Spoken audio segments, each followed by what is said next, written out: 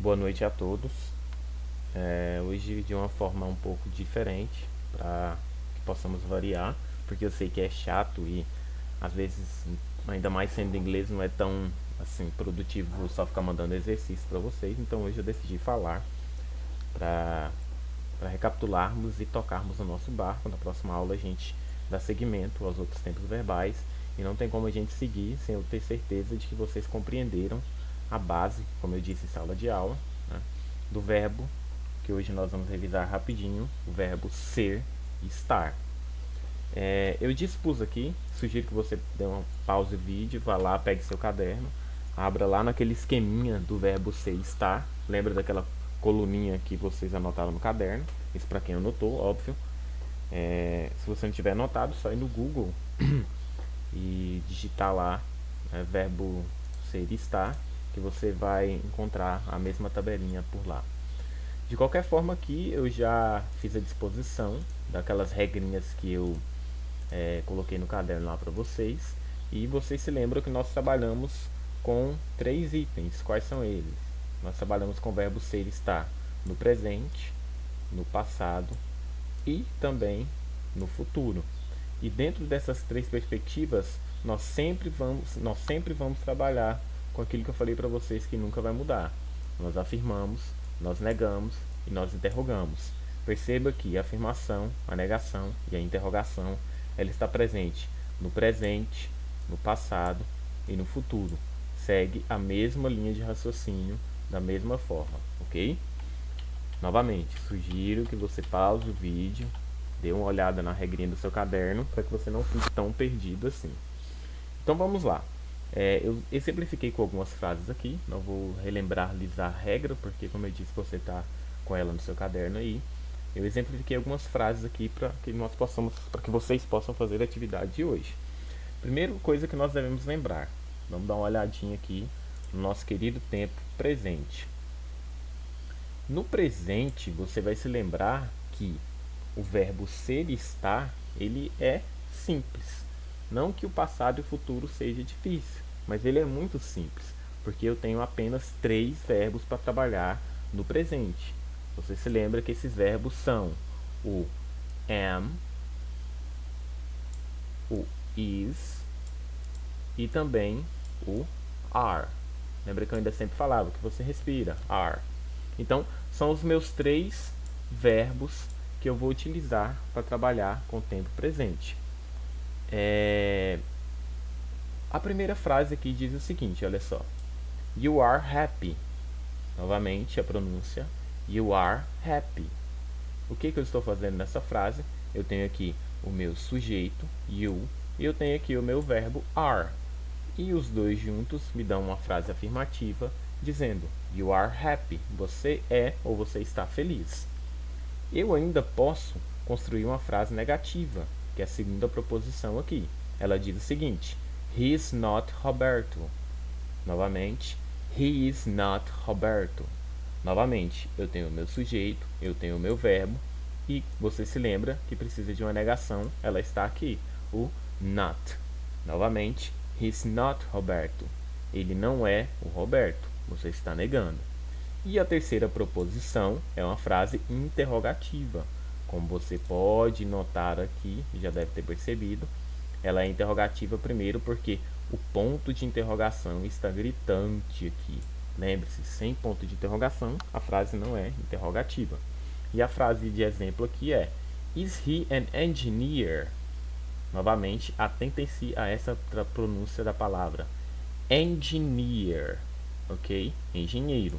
Novamente, você tem um sujeito, que é o he, e você tem um verbo, que é o is. Is he an engineer? Ele é um engenheiro? Você notou que antes nós vínhamos com sujeito e verbo, sujeito e verbo. Agora nós fazemos aquele esqueminha de trocar de lugar, porque na interrogação o verbo precisa vir primeiro, ok? Dessa forma nós conseguimos dar uma pincelada no tempo presente. O que nós vamos fazer agora? Nós vamos dar uma olhadinha no passado. E o passado, ele é um tanto quanto mais simples, porque no presente, como você lembra, eu tinha 3 verbos. No passado, eu só vou ter 2 verbos para eu trabalhar. Quais são eles? Você já deve se lembrar, porque está com seu caderno aberto, eu espero. Eles são was e were. Novamente a pronúncia para você: was e were, tá? São 2 verbos, então não dá para fazer muita confusão aí. Vamos lá, passo a passo. Novamente, was e were, os meus 2 verbos do passado. Então, olha só, eu tenho as mesmas 3 construções. Eu afirmo, eu nego e eu interrogo. Sigo o mesmo esquema: sujeito, verbo, sujeito, verbo. Na interrogação, troco de lugar, porque na interrogação o verbo tem que vir primeiro. Então, novamente, o exemplo aqui, ó, da frase afirmativa. Ó, you were happy. Novamente, you were happy. Você estava feliz. Eu fiz o quê? Eu afirmei. Por que eu afirmei? Porque eu tenho o meu sujeito e eu tenho o meu verbo. O segundo exemplo, obviamente, é a frase negativa e ele diz o seguinte: He was not Roberto. He was not Roberto. Eu tenho o meu sujeito, eu tenho o meu verbo e eu tenho a minha negação. Ele não era o Roberto. O que nos leva à frase interrogativa. Como você já percebeu, o verbo agora vem onde? Em primeiro lugar. Olha aqui o verbo primeiro e depois o meu sujeito. E a frase diz: Was he an engineer? Novamente, was he an engineer? Ele era um engenheiro. Novamente, não posso esquecer o meu ponto de interrogação, pois a minha frase se torna incorreta. Ok? Então você viu a verossimilhança entre o tempo presente e entre o tempo passado. O que nos leva agora diretamente ao nosso último tempo verbal aqui, que é o futuro.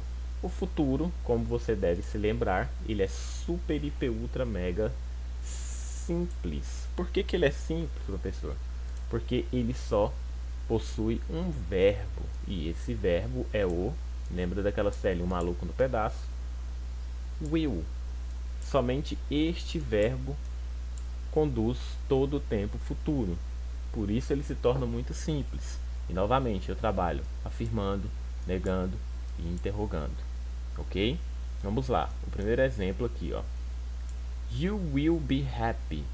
Novamente, you will be happy. Você tem novamente o sujeito e você tem o verbo. Você será feliz. Você está afirmando o futuro. A segunda proposição aqui, he will be not Roberto. He will be not Roberto. Ele não será o Roberto. Novamente, você tem o sujeito, você tem o verbo e você tem a negação. Sua frase está negativa. E por fim, como você já deve perceber aqui, olha só, quem veio primeiro? O verbo. Lembra?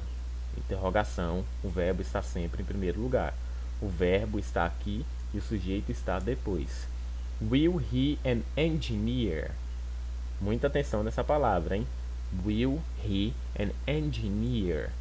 Ele será um engenheiro? Novamente, não esquecer o ponto de interrogação, assim sua frase fica corretíssima. Eu sei que não dá para sanar todas as dúvidas, foi só uma recapitulação. Você está com seu caderno na mão e nós já discutimos isso aqui na sala de aula. Eu achei por bem retomar tais conceitos para que você de fato internalize-os e a gente possa prosseguir. Então, qual vai ser a atividade de hoje? Você não vai ter que copiar, não tem o textinho, não tem o exercício pronto. Você vai fazer o seguinte: você em seu caderno, eu estou aqui no computador, óbvio, né? Mas você em seu caderno vai criar frases para mim. Você vai colocar da seguinte forma: você vai colocar presente, você vai colocar passado e também vai colocar futuro. E você vai criar 5 frases, tá? 5 frases para cada um destes tempos verbais. Novamente, você vai dispor no seu caderno dessa forma aqui, tá? Presente, passado, futuro, bonitinho. E aí você vai criar 5 frases para cada tempo verbal. Tanto faz, a frase pode ser afirmativa, negativa ou interrogativa. Você decide, tá bem? Novamente, tanto faz. As frases podem ser afirmativas, negativas ou interrogativas, ok? Tanto faz. Eu só quero que você crie 5 frases no presente, 5 frases no passado e 5 frases no futuro, tá ok? Lembre-se, utilize o Google Tradutor, ele é muito bom. Lá você pode ouvir a pronúncia correta e também ter a ajuda da tradução simultânea, ok?